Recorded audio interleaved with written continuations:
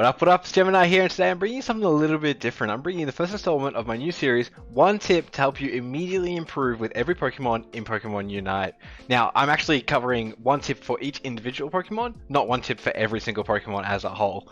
And I've had people messaging me occasionally. I like to show off tips in my streams on like little things that help you immediately get better, little pro tips, little kind of micro play, I guess you could say. And I thought I'd finally put in a bit of effort, make an entire series, and just cover one tip for every single Pokemon that'll hopefully help you improve your gameplay from day dot immediately. And I gotta tell you, this is like something I wish I could see on YouTube when I first started the game. Like, I love those little micro tips. I've had to pick those up over months, so I want to collate all that knowledge, put it into videos, make a series out of it, and hopefully help you guys improve your gameplay. Now, before we get into the video, I'd really like to ask you, please drop a like on the video, subscribe to the channel, and hit that notification bell. It helps me out, and I really appreciate that. Now let's get into the video. First up on the speedsters that I wanted to cover is my personal favorite speedster, and probably the first Pokemon I really like one-tricked to masters kind of thing. It was really, really amazing in the lower ranks, and that's Gengar. And my little tip is going to be for, well, specifically Dream Eater, but for the Dream Eater Shadow Ball build.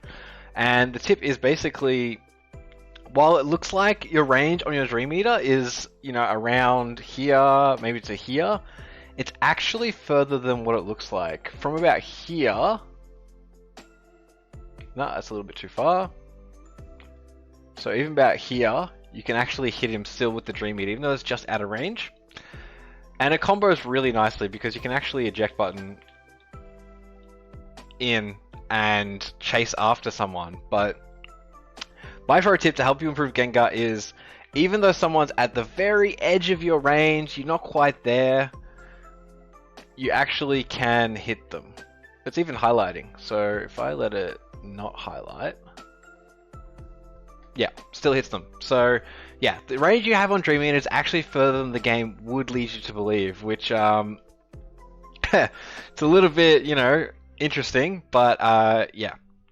So definitely when you get into matches, try it out. If Pokemon's right on the edge of your range, just launch a Dream Eater, and even try just comboing it with the eject button if you really want to chase someone down and get that KO. It's a fantastic little trick, and it really helped me improve my Gengar gameplay.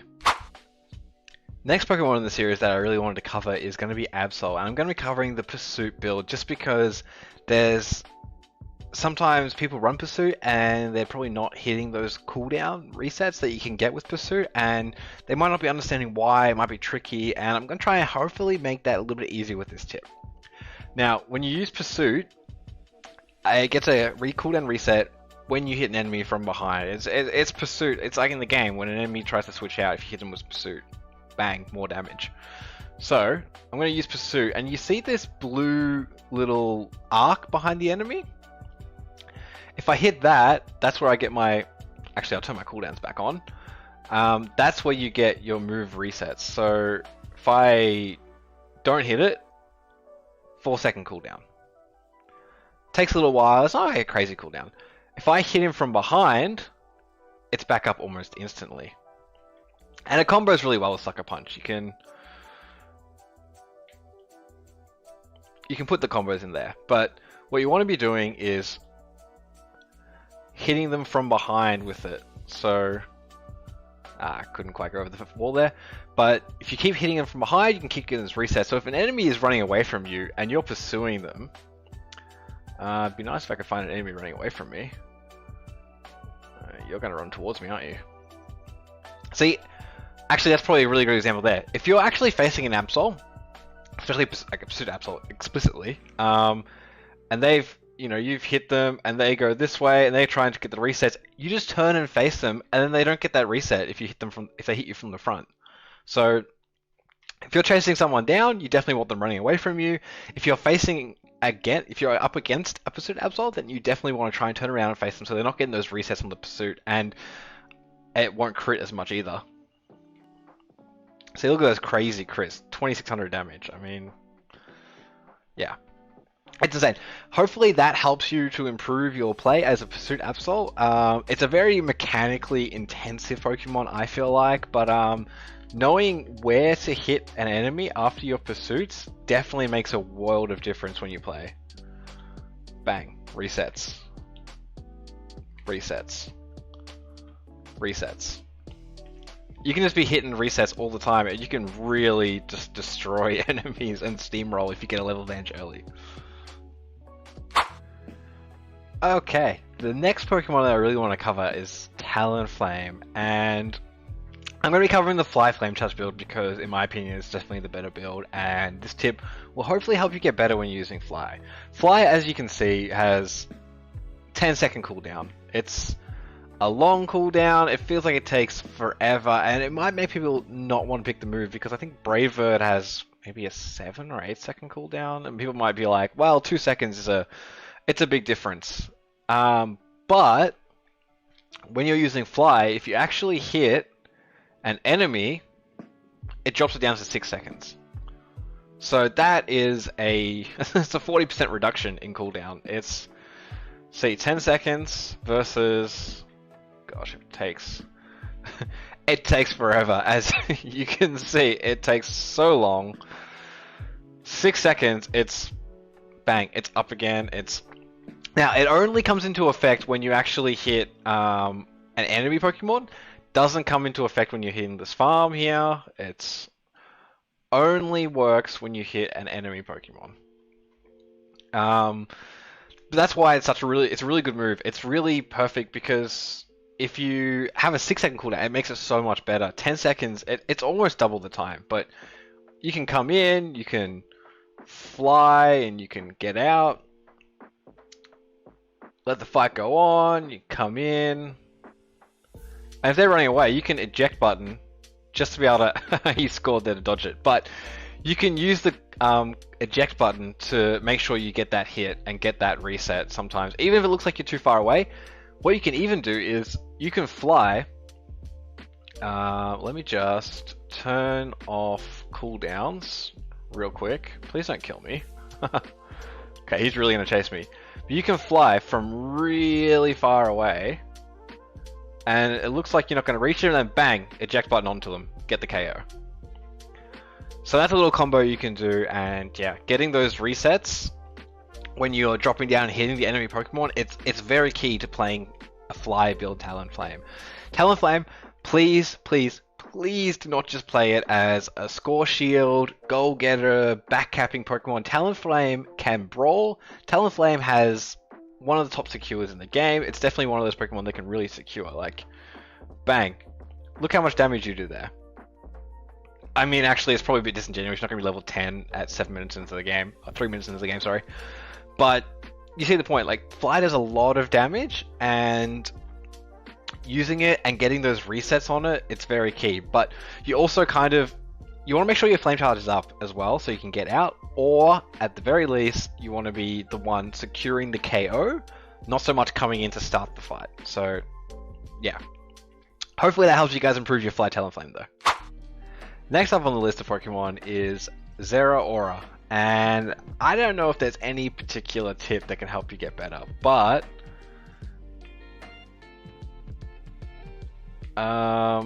if you get the static applied with this boosted attack, when you use discharge and it goes off, it drags the Pokemon. I need to find a Pokemon that's got enough HP that I can just not one-shot it. I think I might go for the farm. It drags it in. So if I hit this boosted attack and then boom, see that dragon? That obviously applies a little stun, but you can combo that with... Now let me see if I can get this to work as well. So bang, bang, bang, and then combo.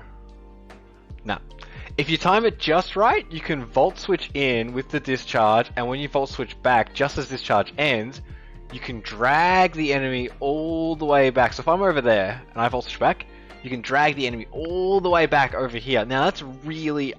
It takes a lot of practice, takes a lot of skill. I don't play Zeraora enough to be able to hit that, so I unfortunately won't really be able to show you that, but if you get really good with Zeraora, that is probably one of the... If you can hit that, that's one of the biggest things that you can pull off in this game. I mean, it is huge. You can drag an enemy if you get that, you can drag an enemy or even multiple enemies all the way into like a group of your allies, and you can just swarm them. And it is very powerful. I've played against a couple of Zeraoras who've hit that on me, and it's defeating because like there's like nothing you can really do, and they've just beyond outplayed you. That you just know that like their skill with Zeraora is very high, and typically the people you see one-tricking Zeraora nowadays, a lot of them are very good with it because it is not in a good spot. So if you really like Zeraora and you want to try and get better with it, then definitely like hit your boosted attack, get that static. So get that static, get that drag in, which you can't do on a dummy, but even if you can't get the Volt Switch part, if you can at least get the dragging, it makes a bit of a difference because it gives that stun,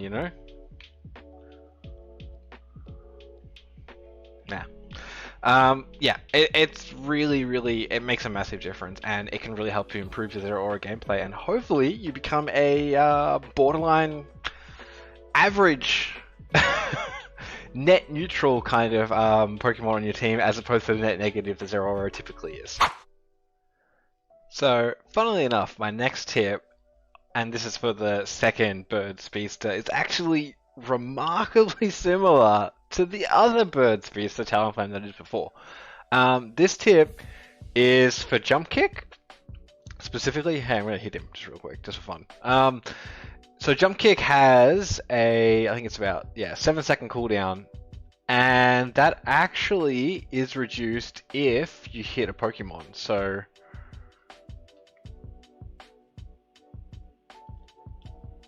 if I hit him, you can see that it's a 4-second cooldown.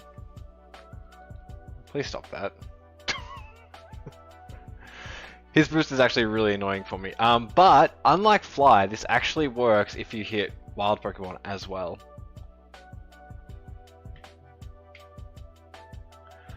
So yeah, if you're actually running and it doesn't work on the subsequent jump, you need to like hit him with the initial jump, it looks like. But yeah, so you can actually have a reduced cooldown on it, and you can actually hit it almost on repeat. If you have a cooldown buff, you can basically just go jump kick, boosted attack, because your boosted attack actually reduces your cooldown as well. So that's I guess that's a little bonus tip.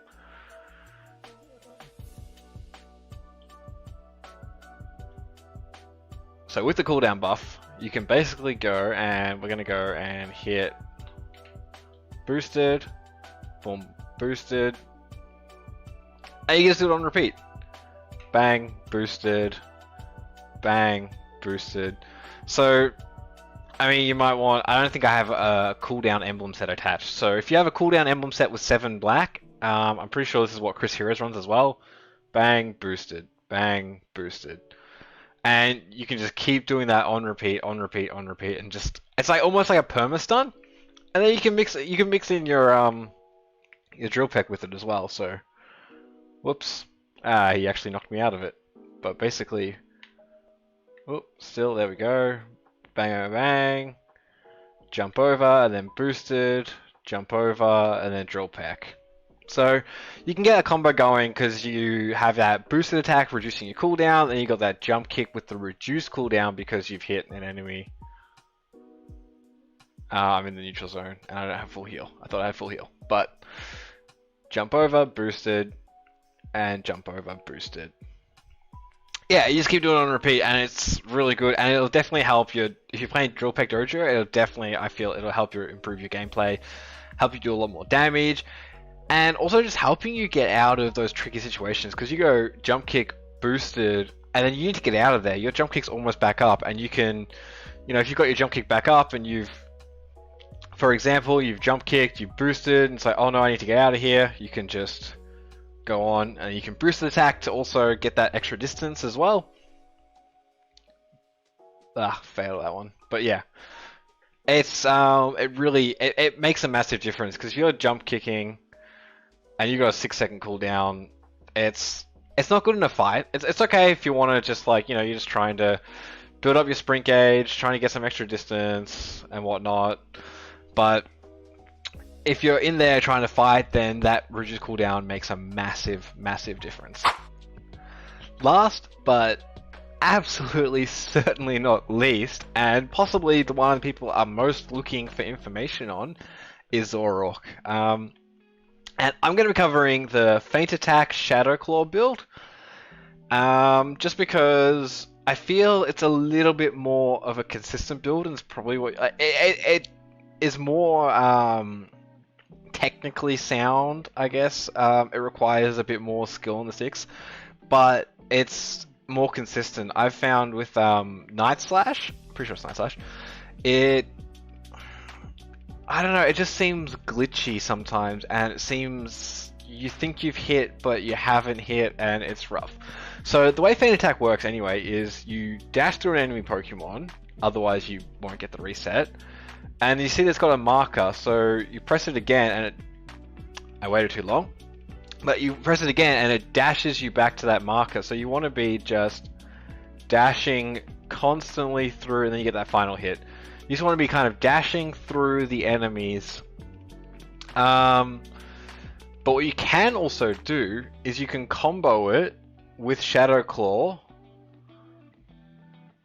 and then you can hit Shadow Claw each time as well, and then so that resets each time you do it as well, along with it. So go bang, Shadow Claw, bang, Shadow Claw, and then we'll hit that final one. So that's the kind of combo you can get. So you can actually get, so say the main thing, so say I've dashed here and I've hit him. If I dash back, it's not going to work. So I can dash through him again, and then I can dash back. You've got to do it all within the time frame. But if I'm chasing someone down, it's going to be much harder, right? So let me just give an example. If I go here, and then I dash through, and then that way I can get to the side, and I can just dash. And you get it helps you when you're trying to chase down someone, because like if they've moved and you can't get to the other side of them, it's gonna get the move's gonna get reset. It's not gonna meet that little mini cooldown to keep the constant back and forth going. So you can combo it with the Shadow Claw, or if you're using eject button, you can also eject button as well. I prefer to use full heal just because this Pokemon, if it gets stunned, it is screwed so badly. But yeah, so you can combo those two moves together, and with an eject button if you have it, and then you can get those chase downs to help keep that Feint Attack going, and just kind of extend that combo, as well as even if you're not doing it, you can just extend the combo and do a lot more damage, just like that. So yeah, that is kind of, I guess, my tip. It takes a lot of practice. I still personally need to practice a lot with Zoroark, because I know this in my head, but I'm still not amazing with Zoroark, and it takes practice to get the aim off, hitting that and then hitting that, and constantly getting those resets and everything. It takes practice. Practice makes perfect, though. But that is one tip that will probably immediately help you get so much better with Feint Attack Zoroark, and really help you to, I guess, not miss those skills, because say if you've gone this and they're running away, and then you go that, and then that actually hit. So that actually hit. But you get my point. Trying to avoid you do this, and then you run back, and then because they're running away, you couldn't get it. Or for example, you've hit them, they're running away, you're chasing, pretend the bunny's running away from me, and then it's resetting by the time you reach them. So this will help. It doesn't actually reset that little cooldown, so you need to be kind of quick in doing it.